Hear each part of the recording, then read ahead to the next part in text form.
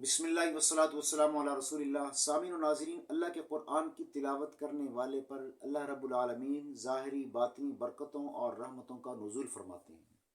قرآن شفاعت بھی ہے، قرآن ہدایت بھی ہے، قرآن شفا بھی ہے۔ اور خوش قسمت ہیں وہ لوگ جو کثرت سے اللہ کے قرآن کی تلاوت کرتے ہیں۔ اوڑھنا بچھونا، صبح و شام، شام و دام، سفر میں، حضر میں، چلتے پھرتے، اٹھتے بیٹھتے، ان کی زبان پر اللہ کے قرآن کا ذکر یا مطلقاً اللہ کا ذکر یا درود شریف کی تلاوت جاری و ساری رہتی ہے، اور اللہ کے قرآن کی تلاوت کو گویا کہ انہوں نے اپنا مشغلہ بنا رکھا ہے۔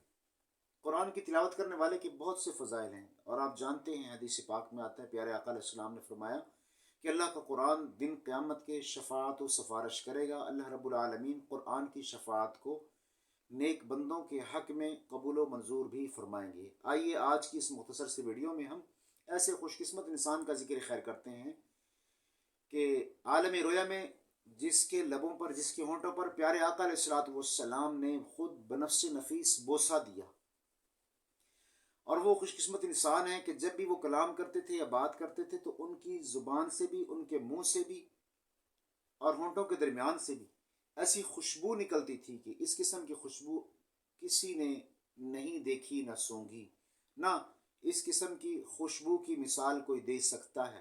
جب ان سے پوچھا گیا کہ حضرت، جب آپ بات کرتے ہیں یا آپ کلام کرتے ہیں یا آپ کچھ پڑھتے ہیں تو آپ کی منہ سے اور آپ کے ہونٹوں کے درمیان سے ایسی خوشبو نکلتی ہے کہ اس قسم کی خوشبو ہم نے تو کبھی بھی نہیں دیکھی، نہ ایسی خوشبو کا چرچا اور ذکر ہم نے کبھی سنا۔ یہ کیا بات ہے؟ اور ہم یہ بھی جانتے ہیں کہ آپ کوئی خوشبو خرید کر بھی نہیں لاتے، جب آپ بات کرتے ہیں تو آپ کے منہ سے ایسی خوشبو نکلتی ہے۔ تو انہوں نے فرمایا کہ بتانا تو نہیں چاہتا تھا، لیکن قرآن کی چونکہ میں کثرت سے تلاوت کرتا ہوں، اور قرآن کی تلاوت کثرت سے کرنے کی وجہ سے ایک دن عالم رویا میں یعنی خواب میں پیارے آقا علیہ الصلوۃ والسلام کا دیدار نصیب ہوا۔ تو آمنہ کے لال محبوب رب ذوالجلال سید کائنات صلی اللہ تعالیٰ علیہ وآلہ وسلم نے فرمایا، اے عاصم ادھر آؤ۔ یہ کون تھے؟ امام عاصم، جو کہ فقیہ بھی تھے، قاری بھی تھے، حافظ بھی تھے، محدث بھی تھے، عاشق رسول بھی تھے۔ ان کا قلب پیارے آقا علیہ الصلوۃ والسلام کی اتباع کے ذریعے اور قرآن کی تلاوت اور اللہ کے ذکر کے نور سے روشن، مزین، منور اور معطر تھا۔ ان کو دنیا امام عاصم کے نام سے یاد کرتی ہے۔ تو عالم رویا میں پیارے آقا علیہ الصلوۃ والسلام کا دیدار نصیب ہوا۔ آقا علیہ السلام نے فرمایا امام عاصم سے، اے عاصم ادھر آؤ، میرے قریب ہو جاؤ۔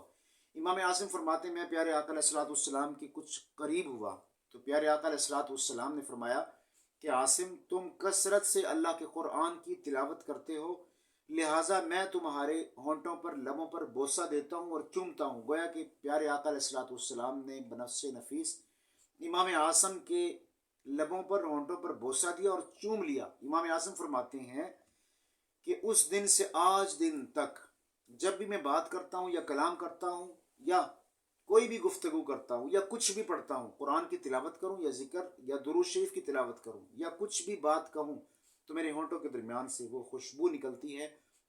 یہ میں کوئی خوشبو لگاتا نہیں، نہ خرید کر لاتا ہوں، نہ یہ میرا کمال ہے، نہ میرے علم کا، نہ میرے تقوی طہارت کا، نہ، بلکہ یہ آقا علیہ الصلوۃ والسلام نے تلاوت کی برکت سے عالم رویا میں جو میرے ہونٹوں پہ بوسہ دیا ہے، اس بوسہ دینے کی برکت سے، چومنے کی برکت سے اللہ رب العالمین نے ایسی خوشبو کو پیدا فرما دیا ہے کہ جب بھی میں کلام کرتا ہوں یا بات کرتا ہوں تو میرے منہ سے یا ہونٹوں کے درمیان سے اس قسم کی خوشبو نکلتی ہے۔